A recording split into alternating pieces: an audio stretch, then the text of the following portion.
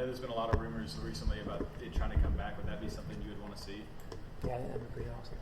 If you had to say, like, what do you think your kicking power would be? 95, 97, 99? I have no idea. I need to go back and look at the older ones and see if I can get a gauge based on some of the guys from back in the older games, to see if I could gauge myself compared to some of those. But I honestly have no idea. Rod, what were the emotions like in that last Notre Dame game for you, just leading up to it and through that game? I think that the emotions after the game were kind of off the charts, but leading up to the game, I think not just myself, but the entire team did a really good job of keeping our emotions in check and just being composed throughout the week, doing whatever we could to just maintain focus on our practice, making sure we had really high quality practices, and certainly paid off in the game. Kirby made some kind of mention like that earlier today, that one of the reasons he did what he did when he did it was he didn't want you to think you needed to go and feeling like you need to earn your scholarship. He wanted you to relax a little bit. Do you think it had that effect?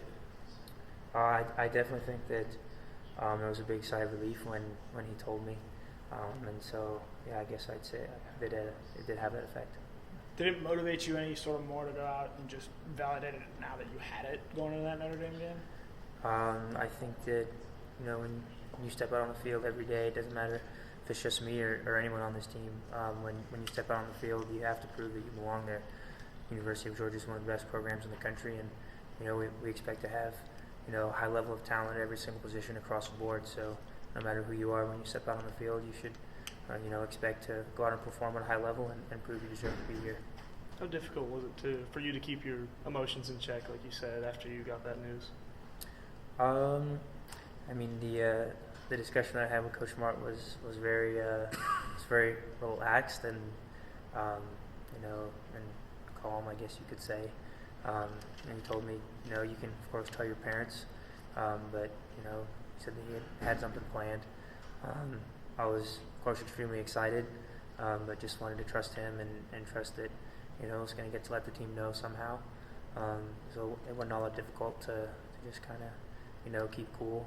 Of course, got to tell my parents and tell my girlfriend, and after that, we just kind of went from there.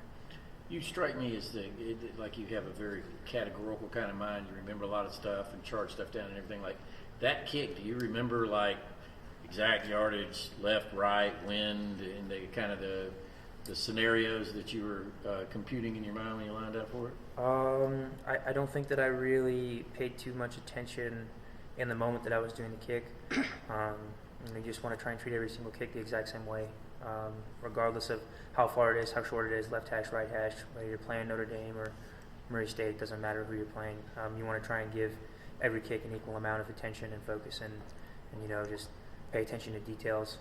I think that kind of after the fact, kind of all of everything about the situation, the circumstances, kind of got ingrained into my mind, but in the moment I was just trying to treat it like it was any other field goal. How is this program, this team different than it was 2 years ago when you played Notre Dame? I think that we've matured a lot. We have a lot of players that are on this team now that were on that team in 2017. We also have a lot of new guys, but overall, I think that for the guys that have been here since that game, we've done a really great job of just maturing and learning how we can, handle big games better. Learning how we can bring the young guys up with us and just coach everybody up, bring everybody up to the same level. So really, I'd say that I think we're just a really more mature football team. When y'all go through player intros before a game, do you notice the amount of applause that you receive when your name's called? Not really. I'm getting my last few warm-up kicks in the net on the sideline, and I'm trying to focus on that and just kind of block everything else out. Cam Noslik tweeted that when he was here, the worst part about it was his name was always called after yours, and it was crickets in comparison. Is the fan support something you kind of embrace? I love our fans. I love Dog Nation to the bottom of my heart. I know that a lot of them are trying to get my attention on the sidelines when I'm warming up in the net, and they're right over there. And as much as I want to turn around and take pictures with them, I got to focus on the game. I got to just focus on my craft and doing everything that I can to help the team. But I love our fans so much, and any chance I get to say thanks, I'll do it.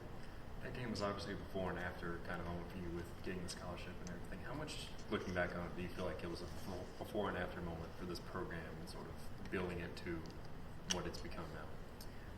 I definitely think that it was a signature win for the team in that season. We had faced some major adversity, even before that game.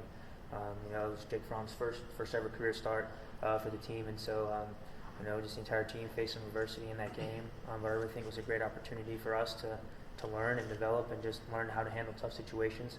And I really think that we used some of that experience that we had from that game to help us in some big moments later on in that season, and also just to carry over in these last couple of years. How special is it to be able to play in that game, get them back here? I mean, you come to Georgia, you expect to play in the SEC, which has obviously some marquee opponents, but Notre Dame's different. How special is it to have been a part of both of these games? I think that it's really special. Notre Dame has so much history with their program, and Georgia and Notre Dame don't really have a whole lot of history with each other. They have the national championship game, I believe, which was 1980. I think it was the only other time before these past two times that they'd ever played each other. So I really think that it's been really unique that we have the opportunity to play a team that has so much history and so much tradition, and we get a chance to kind of create some tradition of our own with this particular matchup. You and the older guys on this team that have played in both matchups, is that a bond you guys are going to share going forward? That you guys were able to play in both ends of this home and home? Yeah, I definitely think that that's something that we'll be able to hold on to and just hold special. You ever seen the movie Rudy? Bits and pieces, yes. Do you think he was onside or was he offside? I don't know what part you're talking about. I'm sorry. What are as a kicker? What are the challenges of this game particularly? What is it that you're going in? Your concerns and obviously not giving away strategy, but what is it that you think about when you're preparing for an opponent and in a game is the magnitude of this? I think just trying to be as consistent as you can be, particularly with special teams. I think that when we played them last time, it was only the second time that that particular group of guys had been together on special teams with all of our cover units and return units, and we were still kind of trying to figure some things out.